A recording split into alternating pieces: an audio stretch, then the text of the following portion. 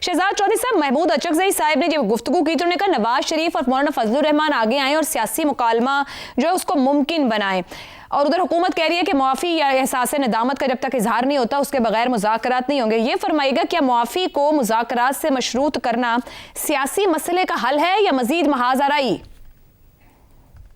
अच्छा, मुझे समझ नहीं आई आपकी इस सवाल के अंदर कि मुज़ाकरात की बात की जा रही है और जो आपने मिसाल दी अचकज़ई साहब की, तो ये किस किस के बीच में मुज़ाकरात चाहते हैं?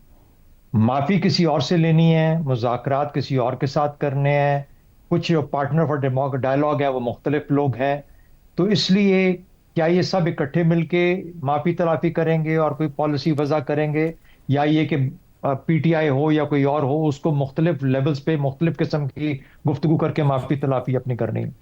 मुज़ाकरात का मकसद होना चाहिए ना, मुज़ाकरात से क्या हासिल क्या होगा? आप इमरान खान को मुज़ाकरात पे जब कायल करेंगे, या फॉर दैट मैटर अब जब हम अपने बहस कर रहे हैं, तो हम इमरान खान मुज़ाकरात क्यों चाहेंगे, किस लिए चाहेंगे? उसके नज़दीक कौन से अहदाफ हैं जो वो हासिल करना चाहता है मुज़ाकरात से? या आप ये कह सकते हैं कि वो चाहता है कि मेरी जान बख्शी हो जाए, या वो चाहता है कि मेरी कैद माफ़ हो जाए, यही कह सकता है ना। तीसरा, उसके पास सूबा है, उसकी सियासत है, उसकी पार्टी कायम है। अब उसकी पार्टी पे और उसके सूबे पे डिपेंडेंट है कि वो सूबा कैसा चलता है और पार्टी अपने आप को किस मुनज़्ज़म रख सकती है। तो सियासत में तो कोई मुश्किल नजर मुझे नहीं आती। आपने कहा सियासी अदम इस्तेकाम, कौन सा अदम इस्तेकाम?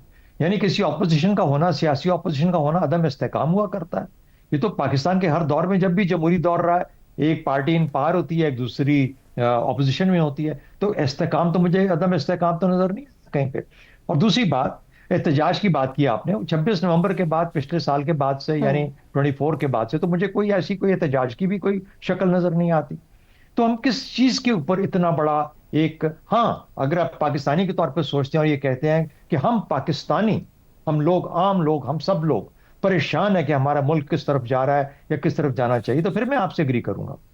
उसके लिए फिर देखिए, चार्टर ऑफ डेमोक्रेसी हुआ तो कैसे हो गया? और ये सब मुख्तलिफ किस्म के मुख्तलिफ ख्याल लोग थे, सियासी लोग, वो इकट्ठे हो गए किसी एक चीज पे। कोई ना कोई एक चीज तो थी जिसके ऊपर इनको इकट्ठा किया उन्होंने, जो अब ये सब इकट्ठे हुए कि एग्री कर रहे थे, कंसेंसस क्रिएट हुआ। आज की सूरत में शायद वो मुमकिन नहीं है, या वो करना नहीं चाहते, या इकट्ठे होना नहीं चाहते, इसलिए मुज़ाकरात नहीं हो पा रहे। वरना एक और चार्टर ऑफ डेमोक्रेसी बन जाते। उसके लिए फिर जो अहदाफ हैं चार्टर ऑफ डेमोक्रेसी के, मुख्तलिफ होंगे ना। तो आज के दौर में, आज के जब आप इस निज़ाम की बात करें, तो उसमें वो जो अहदाफ हैं जो कि चार्टर ऑफ डेमोक्रेसी में थे, वो आज वो हासिल, वो उसका हिस्सा नहीं हो सकते। आपको एक मुख्तलिफ अंदाज में, हुकूमत की बात कर रहा हूँ, मुख्तलिफ एक हुकूमत एक मुख्तलिफ अंदाज से सोचेगी। तो अगर हुकूमत इस अंदाज से सोच रही है